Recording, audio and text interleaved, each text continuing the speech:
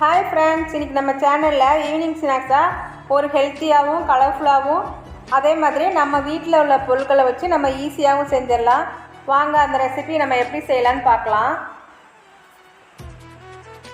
நான் அதுக்கு ஒரு கப்பு அரிசி மாவு எடுத்துருக்கேங்க. இது கடையில் வாங்கின அரிசி மாவு தான். நீங்கள் வீட்டில் அரைச்ச அரிசி மாவு இருந்தாலும் நீங்கள் அதையும் எடுத்துக்கலாம்.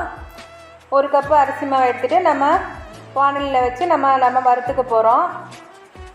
நம்ம லேசாக வறுத்தா போதுங்க, செவந்துடக்கூடாது. அடுப்பு சிம்மில் வச்சு நம்ம வறுத்து எடுத்துக்கலாம். தொட்டு பார்த்தா நமக்கு நல்லா சூடாக இருந்தால் நமக்கு அதுவே கரெக்டாக இருக்குங்க.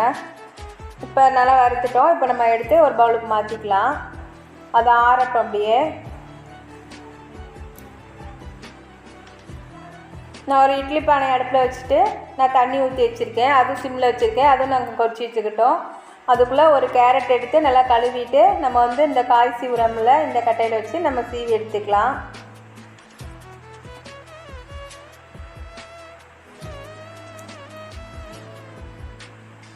இப்போ இதில் துருவி எடுத்துகிட்டு ஒரு மிக்ஸி ஜாரில் போட்டு நம்ம அரைச்சி எடுத்துக்கலாங்க.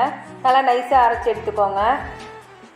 இப்போ இந்த மாவு ஆறிடுச்சு. இதுக்கு தேவையான அளவு நம்ம உப்பு சேர்த்துடலாம்.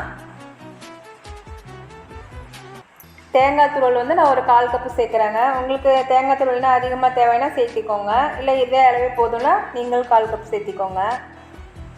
தேங்காய் நம்ம எவ்வளோ சேர்த்தாலும் நமக்கு டேஸ்ட் நல்லா தாங்க இருக்கும். குழந்தைங்க தான் சாப்பிட்றாங்க, நல்லா விரும்பி சாப்பிடுவாங்க. இப்போ நம்ம அரைச்சி வச்சுருக்கோம்ல கேரட்டு, அதை நம்ம இதோட சேர்த்திக்கலாம். பாருங்கள், இந்த அளவு நம்ம நல்லா நைஸாக அரைச்சி எடுத்துக்கலாம்.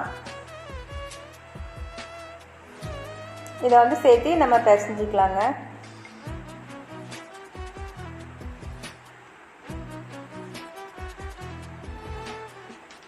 இது பிசைஞ்சிட்டு நம்ம சுடு தண்ணி அடுப்பில் வச்சுருக்கோம்ல, நல்லா சூடாக இருக்குது தண்ணி.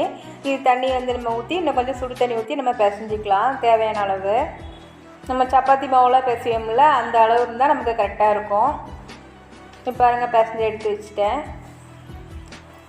ஒரு இட்லி தட்டை வச்சு மேலே துணி போட்டுட்டு இந்த மாதிரி சின்ன சின்ன பாலாக நம்ம உருட்டி போட்டுக்கலாம். உங்களுக்கு துணி இல்லாமல் அப்படியே வைக்கிற இட்லி பானையாக இருந்தாலும் நீங்கள் துணி இல்லாமல் நம்ம அப்படியே நம்ம வச்சுக்கலாம். பாருங்கள், எல்லாத்தையும் சின்ன சின்ன பாலாக நம்ம உருட்டி எடுத்து வச்சுட்டோம். இதை இப்போ இட்லி பானையில் வச்சுட்டு நம்ம வேக வச்சுக்கலாம். இப்போ மூடி வச்சிடலாங்க. ஒரு 7 நிமிஷம் வெந்தாலே நமக்கு சரியாக இருக்கும். இப்போ 7 நிமிஷம் ஆயிடுச்சுங்க. நமக்கு நல்லா வெந்துடுச்சு. இதை நம்ம எடுத்துடலாம். எடுத்து ஒரு பிளேட்டுக்கு மாற்றிடுங்க. பாருங்கள், நம்மளோட மணி கொழுக்கட்டை சூப்பராக ரெடி ஆகிடுச்சு, கலர்ஃபுல்லாக.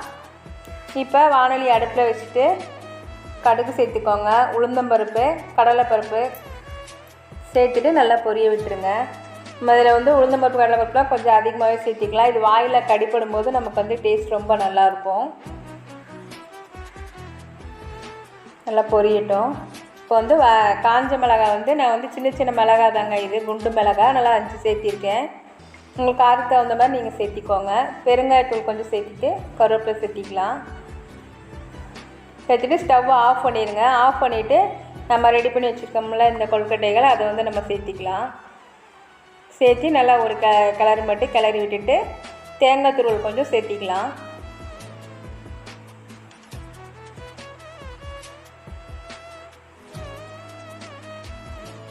தேங்காய் துருவல் சேர்த்திட்டு நம்ம கிளறிட்டு நம்ம ஒரு பிளேட்டுக்கு மாற்றி எடுத்து வச்சிடலாம்.